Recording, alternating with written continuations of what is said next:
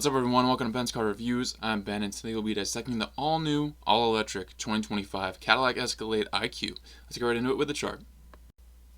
Alright, looking at the chart here, usually my charts have, for sure exact data on them, but this is just what Cadillac is really showing on their website, for what will probably be available.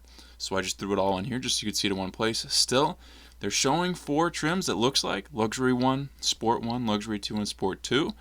The only pricing they're showing on the website currently is that they will be starting around $130,000, and they have one shown on their website as high as $175,000. So this is big time money to get into one of these, which understandably so. We know it's an Escalade. We know it's going to be all electric.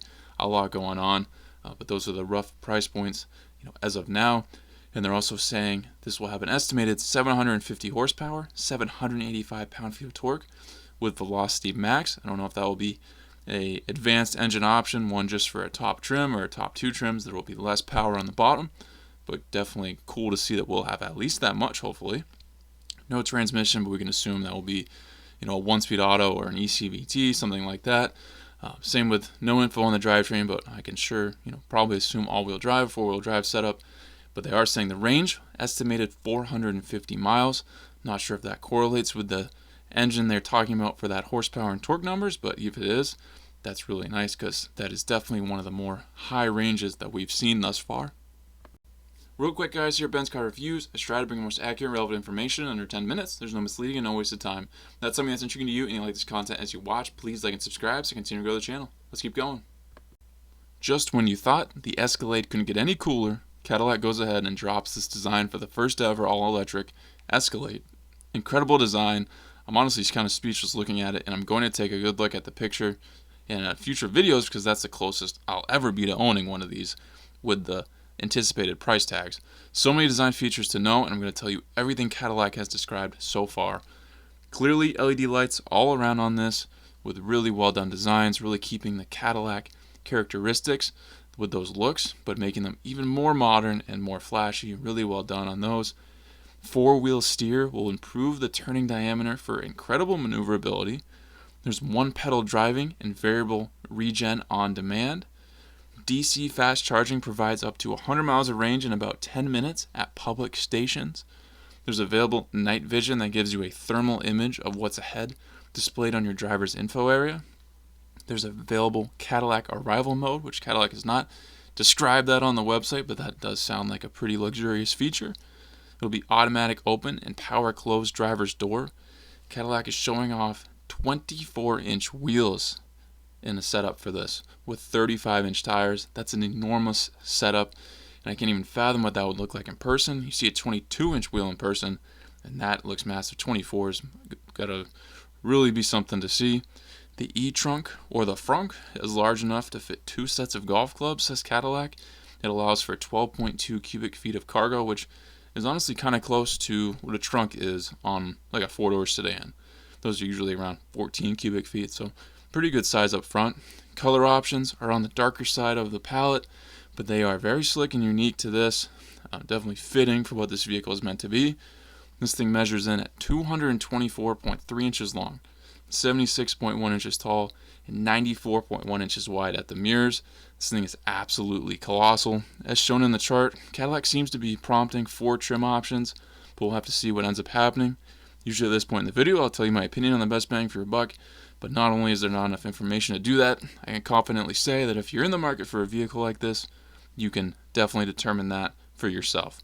Let's check out that interior now. Think that exterior was cool? This is the coolest interior I've ever seen in a vehicle. I actually just declared that for the new Lexus LX, and this managed to already beat it. Just like the exterior, there's a lot to dissect here, so I'll once again tell you everything Cadillac has released so far to this point. The screen on the dash is so big, I can barely fit it all into one picture. It's curved, stretches from each A-pillar to another, and measures in at 55 inches long. That's 15 inches larger than my TV.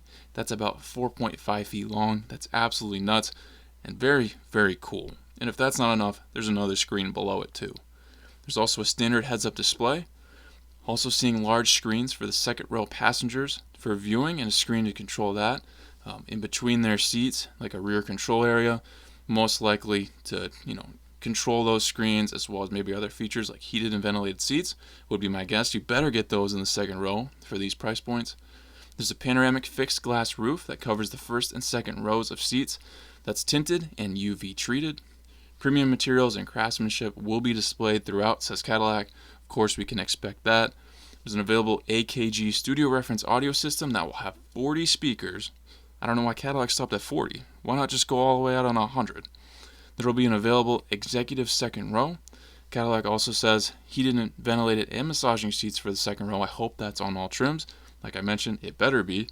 Cargo volume on the inside is 119.2 cubic feet. Again, huge, lots of room. There is an extensive list of standard driver's assist, safety and technology features on this thing, including lane departure assist, blind spot steering assist, front pedestrian warning, and lane departure warning. Overall, with these prices, you should expect absolute perfection and endless amenities from this interior, and it seems like Cadillac is actually providing that. I'm super excited to see what features end up being standard on which trims. I don't want to see any nonsense with giving whatever base trim level this will have any less features than a $130,000 price tag warrants. In review, guys, clearly this is going to be a very, very cool vehicle to see on the roads. Usually I compare what my vehicles would go up against if you're looking for options besides this one. As for this, I really couldn't tell you what's going to compete with this as of now.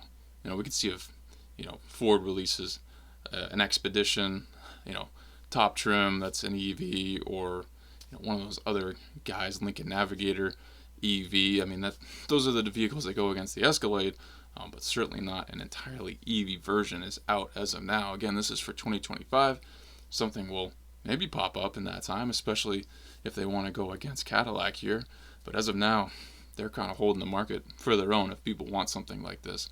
And if you can get it, I'd say absolutely do it, because it'd be a very unique and fun ride, I'd imagine, with a lot of power and a lot of great features.